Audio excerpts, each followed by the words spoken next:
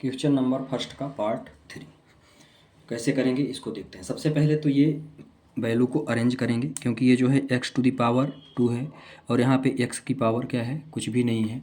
फिर यहाँ पे x की पावर 1 है। तो सबसे पहले इसको हम क्या करेंगे, x की पावर को डिसेंडिंग ऑर्डर में अरेंज करेंगे, है ना। तो क्या है, सबसे पहले क्या है, 6x² है।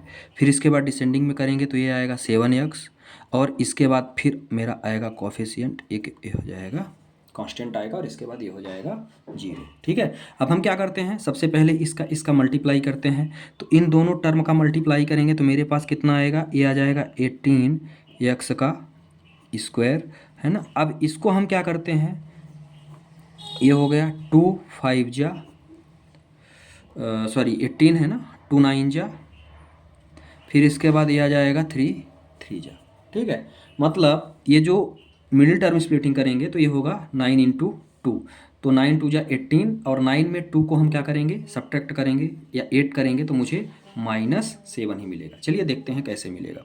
ये हो गया 6x² पहला, है ना।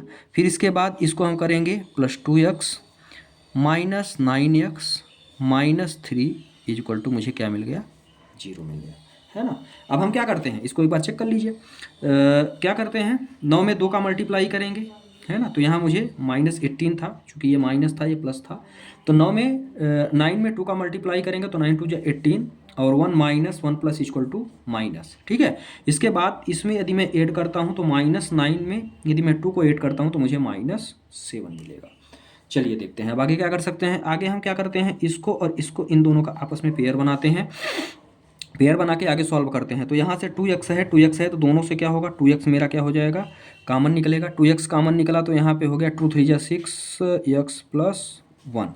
यहाँ से मेरा कॉमन -3 आएगा। कॉमन कितना आ गया, -3 आया। तो यहाँ भी मुझे क्या मिल गया, 3x + 1 इक्वल टू 0। यहाँ प्लस इसलिए आया क्योंकि यहाँ से हमने माइनस कॉमन ले लिया था। जब हमने माइनस कॉमन लिया तो यहाँ मेरा क्या बचा, माइनस माइनस क्या होता है, माइनस प्लस माइनस होता है। माइनस कॉमन ले लिया तो मुझे प्लस मिल गया। ठीक है। अब ये दोनों वैल्यू मेरी क्या है, आपस में कॉमन है।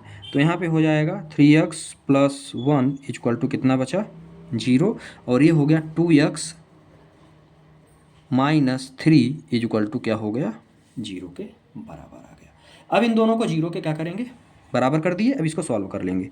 तो यहाँ पे क्या बचा, 3x इक्वल टू -1, यहाँ +1 है तो इधर आएगा माइनस, तो x बराबर मुझे क्या मिल गया, -1/3। ठीक है। यहाँ यदि हम सॉल्व करते हैं तो ये क्या हो गया, 2x इक्वल टू, ये प्लस माइनस है तो इधर आएगा तो प्लस हो जाएगा। इसके बाद x बराबर मुझे यहाँ पे क्या मिल गया, यहाँ मल्टीप्लाई में है तो 2 क्या हो जाएगा, नीचे आ जाएगा। तो ये मुझे मिल गया 3/2। ठीक है। अब हम क्या करेंगे, ये मेरा था अल्फ़ा, ये मेरा हो गया बीटा। पहली को मैं अल्फ़ा लेता हूँ और दूसरे को मैं क्या ले लेता हूँ, बीटा ले लेता हूँ। अब जो इक्वेशंस आपने लिया हुआ है, ये वाली इक्वेशंस, इसको हम क्या करेंगे, कंपेयर करेंगे स्टैंडर्ड फॉर्म से, पॉलिनोमियल्स के स्टैंडर्ड फॉर्म से। ये क्या हो गया, ax² + bx + c equal to किसके बराबर हो गया, 0 के। ठीक है। क्योंकि यदि मुझे वेरीफाई करनी है तो इससे मुझे करना ही पड़ेगा, तब तो मुझे ए बी सी का मान निकलेगा। तो यहाँ से ये x² को यदि मैं x² से कंपेयर करूँ तो a बराबर मुझे क्या मिल गया, ये बराबर मुझे मिल गया 6। ठीक है। b बराबर मुझे क्या मिला, तो b बराबर मुझे मिला -7। b बराबर मुझे यहाँ से b बराबर मुझे क्या मिल गया, -7, और c बराबर मुझे मिला -3, जो कि कांस्टेंट वैल्यू है। ठीक है। c बराबर मुझे मिल गया -3। अब आइए चलते हैं आगे। मुझे क्या करना है, सबसे पहले sum of zeros, sum of zeros क्या होता है, alpha plus beta equal to किसके होता है, -b/a के। ठीक है। अल्फा आपने क्या निकाला, अल्फा आपने निकाला 1/3, और बीटा आपने क्या निकाला 3/2 इक्वल टू -b।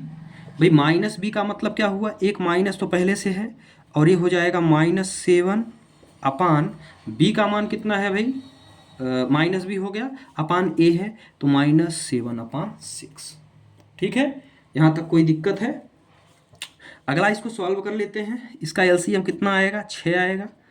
3 2 जा 6 -2, है ना। और या 2 3 जा 6 प्लस 9 इक्वल टू कितना आ गया 7/6। यदि मैं इसको सॉल्व करता हूँ तो भाई 9 में से 2 यदि मैं घटाता हूँ साइन बड़ी संख्या का, तो ये मुझे कितना मिल गया 7/6 इक्वल टू मुझे क्या मिला 7/6। ठीक है, ये दोनों मुझे क्या मिल गए 7/6 और 7/6। ठीक है, तो पहली चीज़ तो मेरी वेरीफाई हो गई कि दोनों बराबर आ रहे हैं। आगे चलते हैं, सेकंड में मुझे क्या निकालना है, सेकंड में मुझे निकालना है product of zero, product of zeros. क्या होता है alpha dot beta equal to C/A, यही होता है। अल्फा डॉट बीटा कितना दिया है भाई, अल्फा डॉट बीटा पहला दिया है -1/3 इंटू 3/2। ठीक है, इज इक्वल टू सी कितना है अपने पास, सी यहाँ से आपने लिया है -3 अपान -3 और बटे में ए का मान कितना है 6 है।